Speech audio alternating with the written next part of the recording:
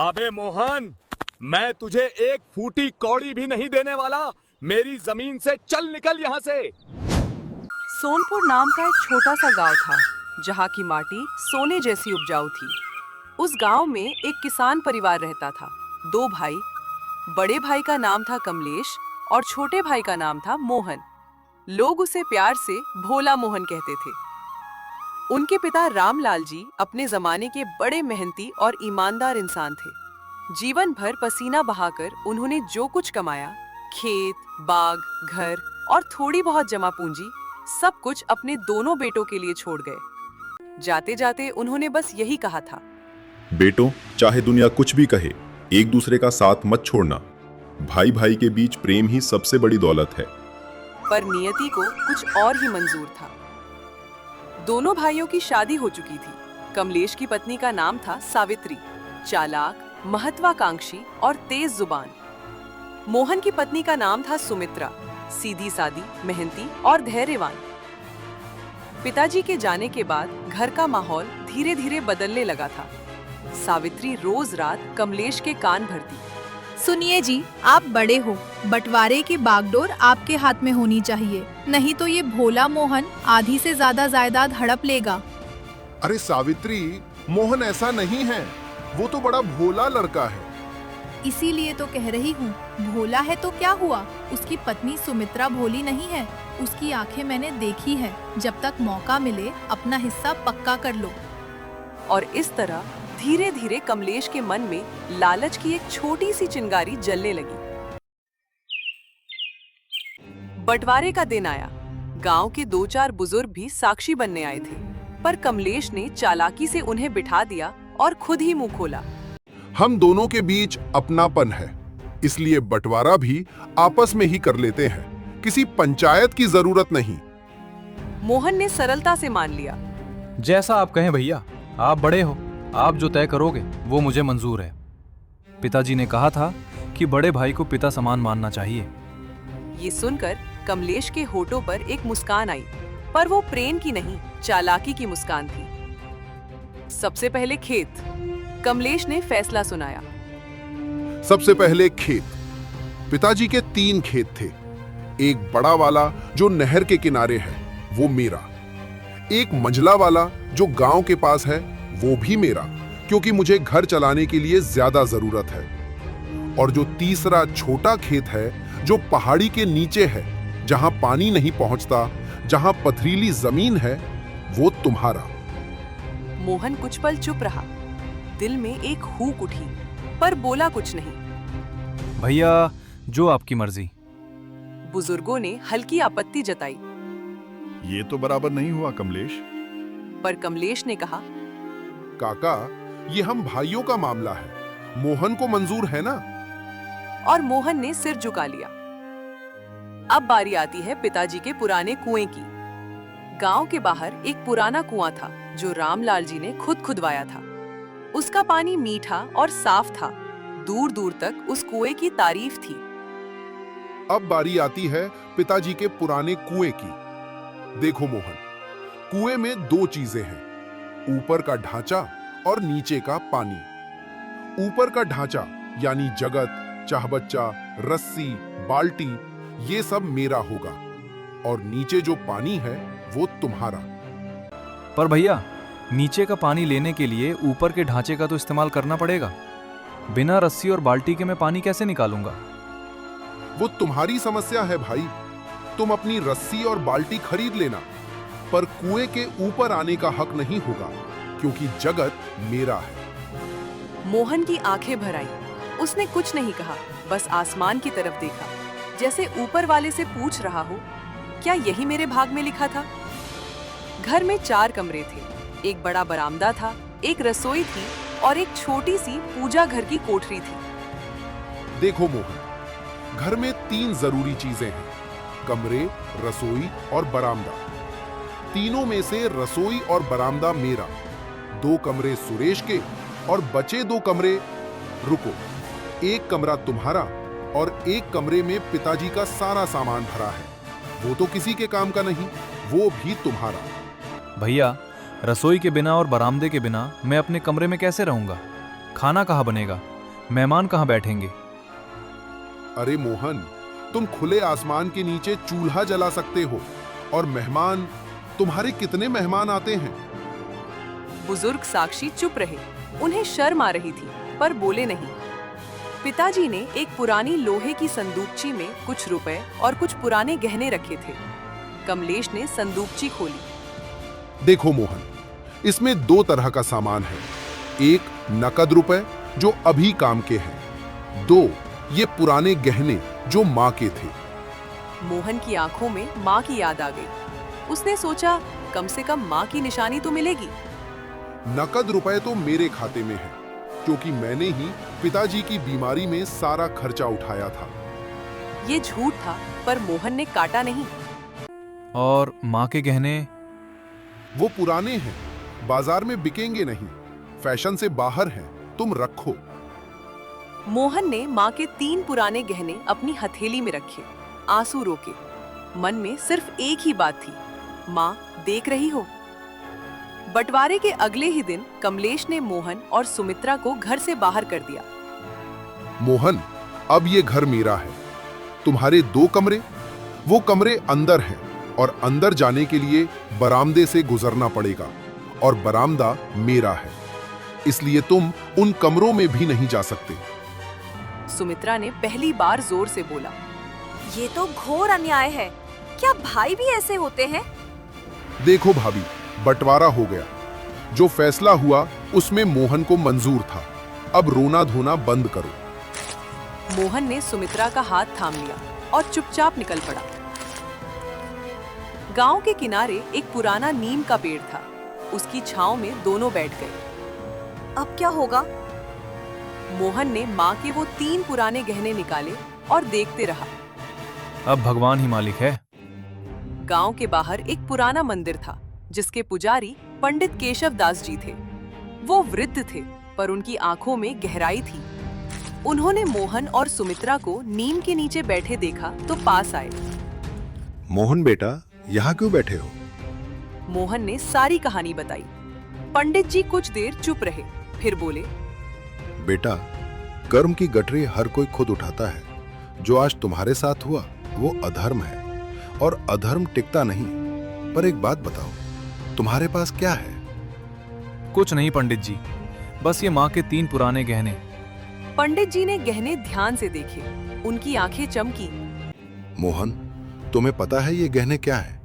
ये पुराने जमाने के चांदी के नहीं, ये अष्ट धातु के गहने हैं। गांव के पास जो शहर है, वहां एक पुरा वस्तु व्यापारी रहता है, बाबूलाल सेठ। तुम ये गहने लेकर उनके पास जाओ। मोहन को भरोसा नहीं हुआ। पंडित जी, कमलेश भैया ने कहा था ये बेकार हैं। तुम्हारे भैया को बेकार लगे इसीलिए तो तुम्हें दिए, पर जाकर देखो। अगले दिन मोहन शहर गया। बाबूलाल सेठ ने गहने देखते ही उसे बैठाया। बेटे, ये तो 200 साल पुराने राजघराने के गहने हैं। इन पर नक्काशी देखो, ये दुर्लभ है। मैं इन्हें अच्छे दाम में लूंगा। मोहन को इतने रुपए मिले कि उसकी आंखें भर आईं। वो सीधे पंडित जी के पास गया। पंडित जी, ये सब कैसे हुआ? बेटा, भगवान ने ही तुम्हें भेजा था। अब इन पैसों को सोच समझकर लगाओ। मोहन ने उन पैसों से सबसे पहले एक छोटा सा खेत किराए पर लिया, गांव से थोड़ी दूर। सुमित्रा के साथ मिलकर वहां काम करने लगा। पर वो पथरीला खेत जो बंटवारे में मिला था, उसे भी मोहन ने नहीं छोड़ा। सुमित्रा, लोग कहते हैं ये खेत बेकार है, पर पिताजी ने ये खेत बेकार नहीं लिया होगा। जरूर कोई बात होगी। तो फिर मेहनत करते हैं। जब तक पत्थर में से पानी ना निकले, खोदते रहेंगे। मोहन ने उस पथरीली जमीन को तोड़ा, खोदा, मिट्टी बदली। महीनों की मेहनत के बाद उसे पता चला कि उस पहाड़ी के नीचे एक भूमिगत जलधारा बहती है। एक छोटा कुआं खोदा और पानी निकल आया, साफ मीठा पानी। गांव वाले दंग रह गए। अरे मोहन, ये तूने क्या किया? इस पथरीले खेत में तो कोई उम्मीद नहीं थी। काका, जहां मेहनत हो वहां जमीन रोती नहीं, हंसती है। उस साल मोहन के खेत में ऐसी फसल हुई कि पूरे गांव में चर्चा हो गई। इधर कमलेश और सावित्री मजे में रह रहे थे, पर लालच कभी खत्म नहीं होता। सावित्री ने कहा, जी, मोहन के खेत का पानी उन्हीं का है, पर वो पानी हमारे दोनों नहर वाले खेतों में भी आता है। हम उसका फायदा उठाते हैं और हम उसे कुछ देते नहीं। तो क्या करें? उससे उस खेत की जड़ें भी छीन लो। कहो, बंटवारे में जड़ें थी, पानी नहीं था, अब पानी निकला तो वो हमारा भी है। कमलेश गया मोहन के पास। देखो मोहन, तुम्हें बंटवारे में क्या मिला था? पथरीला खेत, उसमें पानी नहीं था।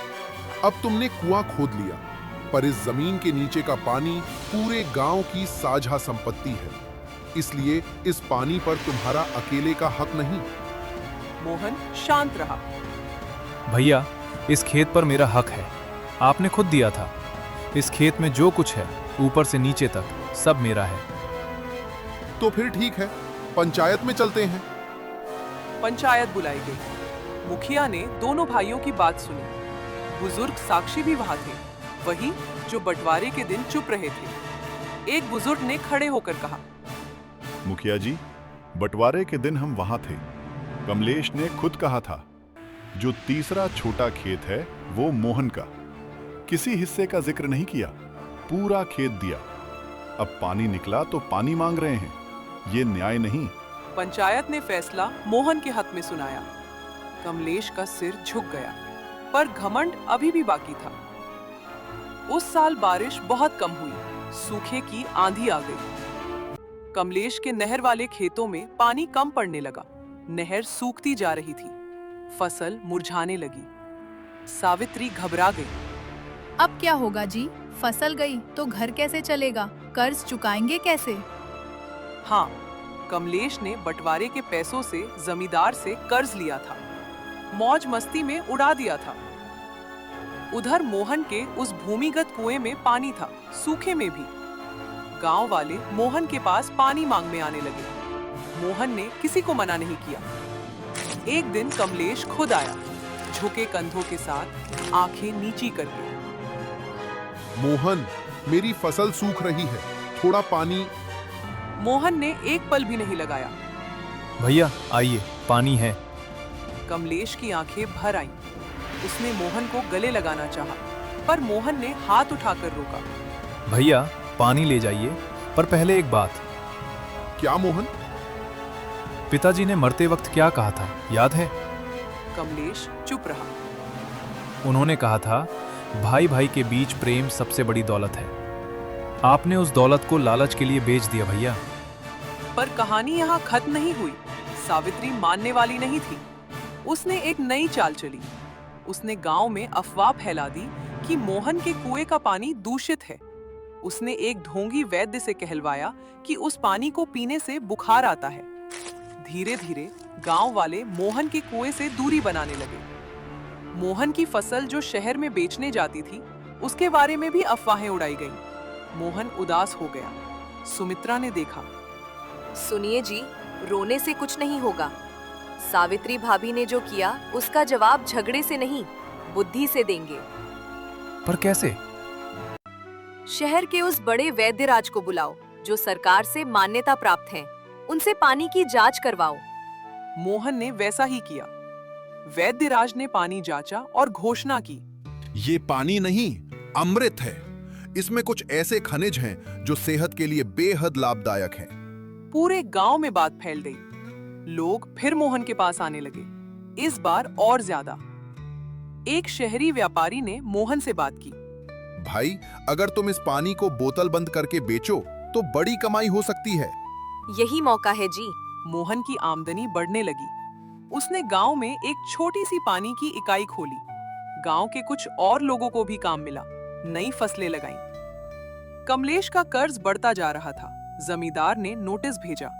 सावित्री ने एक रात कमलेश से कहा, जी, ये सब मेरी गलती से हुआ। मैंने ही तुम्हें मोहन के खिलाफ भड़काया। मैंने सोचा था ज्यादा मिलेगा, पर हाथ में कुछ नहीं बचा। कमलेश रात भर सो नहीं पाया। अगली सुबह वो मोहन के पास गया। इस बार गले लगने आया। मोहन ने रोका नहीं। दोनों भाई बहुत देर तक चुप रहे। फिर कमलेश ने कहा, मोहन, मैंने जो किया उसके लिए कोई माफी काफी नहीं। पर क्या तू मुझे एक मौका देगा? मोहन की आंखों में आंसू थे, पर चेहरे पर मुस्कान। भैया, आप मेरे बड़े भाई हो। आपसे नाराजगी रख सकता हूं, पर रिश्ता नहीं तोड़ सकता। पिताजी की आत्मा को दुख होगा। उस साल के आखिर में सोनपुर में एक अनोखी बात हुई। मोहन ने अपनी कमाई का एक हिस्सा कमलेश के कर्ज को चुकाने में लगाया, बिना मांगे, बिना एहसान जताए। कमलेश ने अपनी जमीन में फिर से मेहनत शुरू की, इस बार खुद, बिना किसी से छल किए। सावित्री को शर्म आई। उसने सुमित्रा से माफी मांगी। दोनों ननद भाभी फिर से एक हो गईं। पंडित केशव दास जी ने मंदिर की सीढ़ियों पर बैठे बैठे ये सब देखा और मुस्कुराए। भगवान देर करते हैं पर अंधेर नहीं करते।